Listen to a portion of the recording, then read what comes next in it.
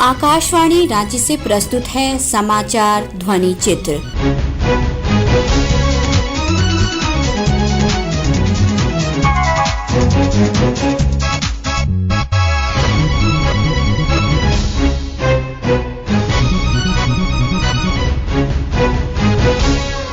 इस अंक में रोजगार मेला, इंडिया मोबाइल कांग्रेस और विमेंस एशियन हॉकी चैंपियनशिप। प्रधानमंत्री नरेंद्र मोदी ने आज वर्चुअल माध्यम से देश के 51,000 नवनियुक्त कर्मियों को नियुक्ति पत्र प्रदान किया। इधर राजधानी रांची में जनजातीय मामलों के मंत्री अर्जुन मुंडा और धनबाद में आयोजित कार्यक्रम में केंद्रीय उपभोक्ता खाद्य तथा सार्वजनिक वितरण मंत्री अश्विनी चौबे भी उपस्थित थे। पेश है रोजगार मेले पर एक रिपोर्ट। नया भारत, अभूतपूर्व ऊर्जा, अडिग संकल्प और सामूहिकता के सामर्थ्य के साथ विश्व पटल पर नित नई बुलंदियां छू रहा है।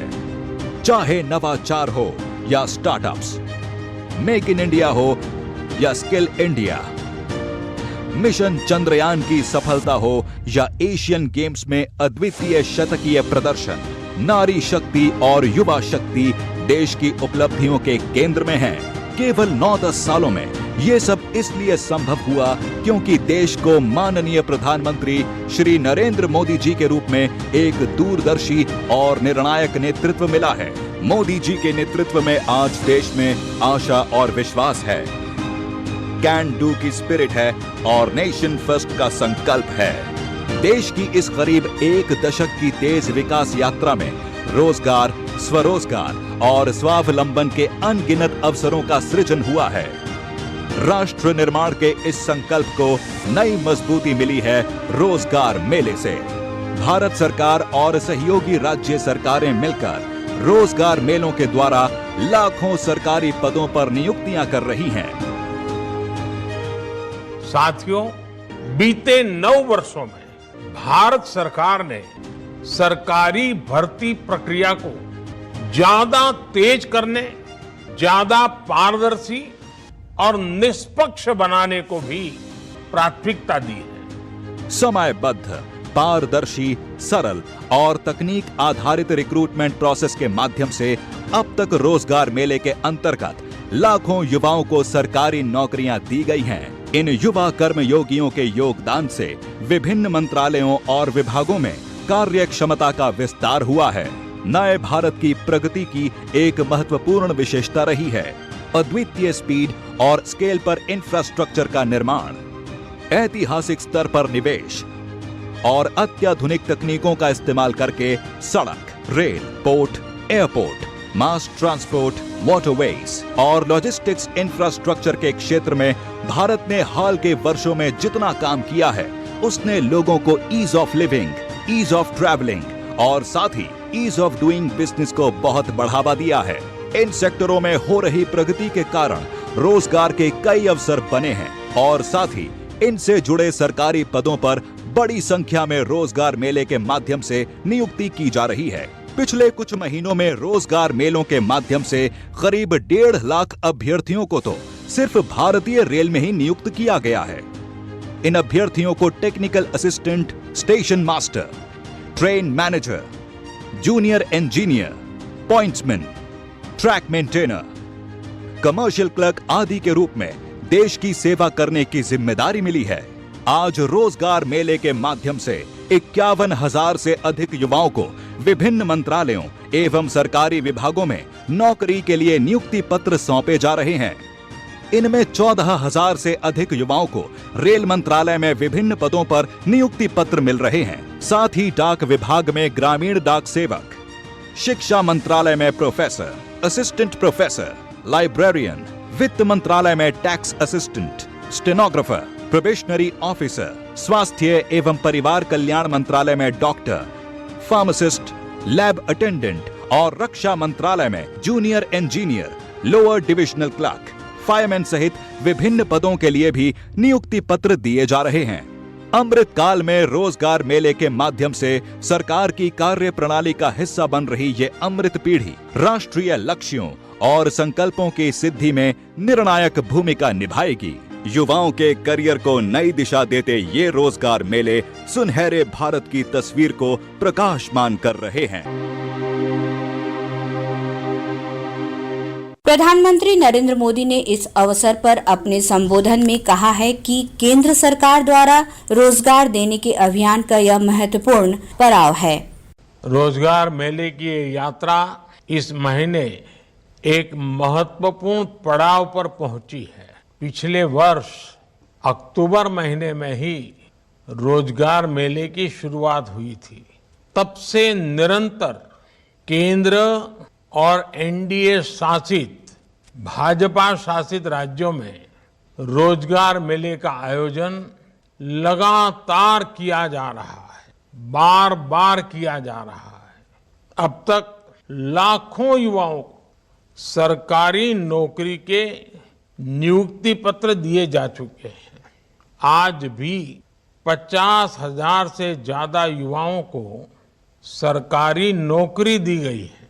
दिवाली में अभी कुछ ही समय बाकी है, लेकिन नियुक्ति पत्र पाने वाले 50,000 युवाओं के परिवार के लिए ये मौका दिवाली से जरा भी कम नहीं है।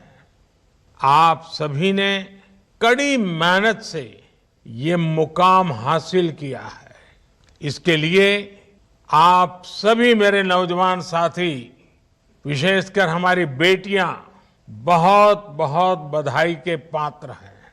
आपके परिवार को विशेष रूप से मेरी तरफ से बहुत बहुत शुभकामनाएं।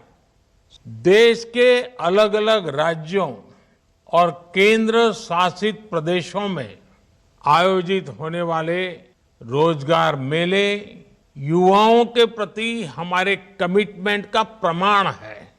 हमारी सरकार युवाओं के भविष्य को ध्यान में रखकर मिशन मोड में काम कर रही है। हम न सिर्फ रोजगार दे रहे हैं, बल्कि पूरे सिस्टम को पारदर्शी भी बनाए हुए हैं, जिससे नियुक्ति प्रक्रिया पर युवाओं का भरोसा बना हुआ है।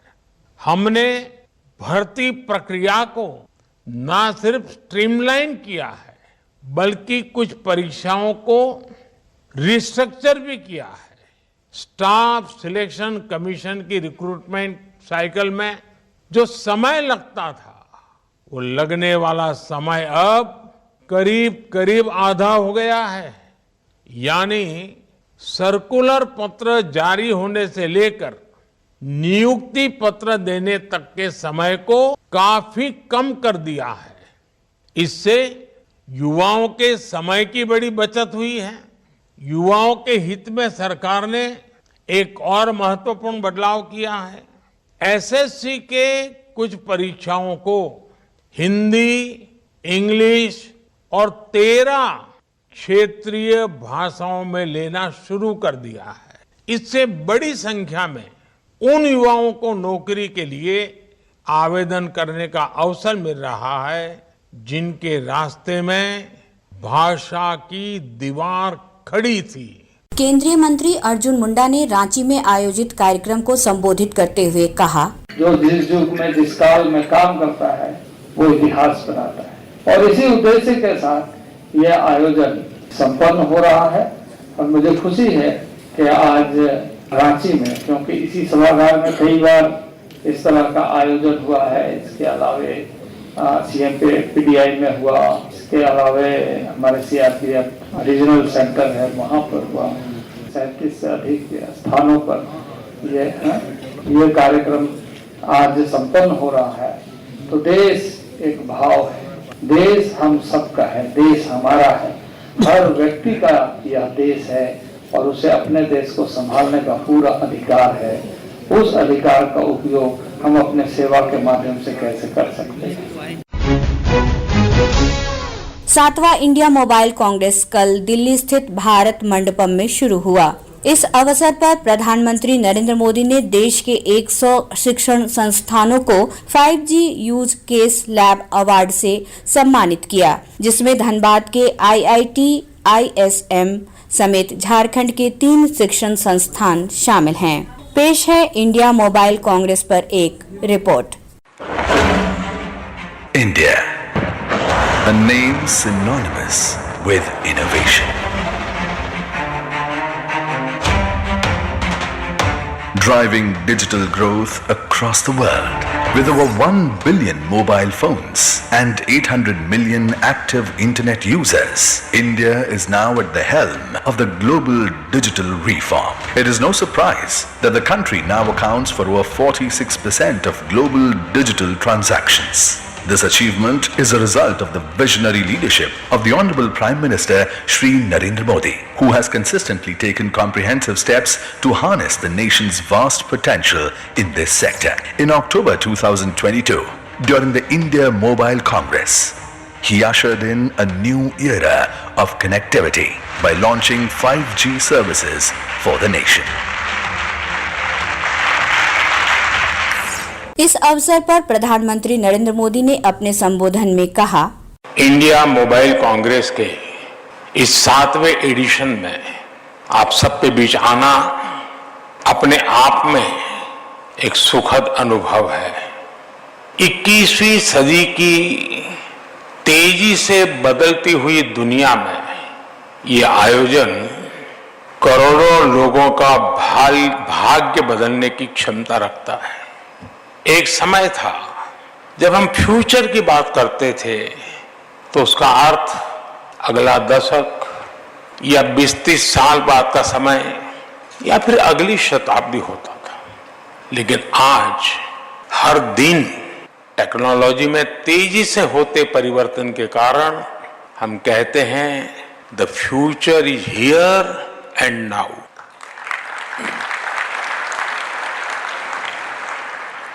इस एग्जीबिशन में मैंने उसी फ्यूचर की झलक देखी, चाहे टेलीकॉम हो, टेक्नोलॉजी हो या फिर कनेक्टिविटी, चाहे 6G हो, AI हो, साइबर सिक्योरिटी हो, सेमीकंडक्टर्स हो, ड्रोन या स्पेस सेक्टर हो, डीप सी हो, ग्रीन टेक हो या फिर दूसरे सेक्टर्स।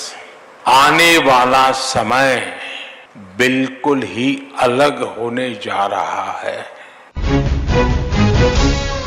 राजधानी रांची में कल से एशियन विमेंस हॉकी चैंपियनशिप का रंगारंग शुभारंभ हुआ।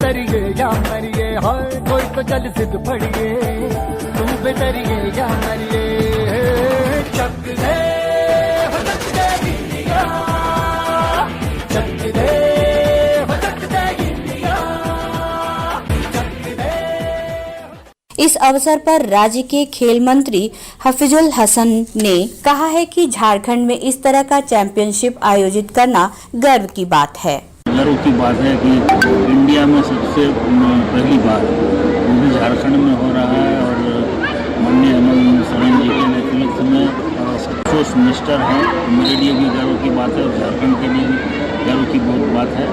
और हम लोग और बेहतर इससे माहौल झारखंड को मिलेगा। ऐसे भी झारखंड टीम इंडिया टीम में झारखंड के खिलाड़ी हैं और इससे और स्पीड आएगा खेल में, यहाँ का हॉकी में।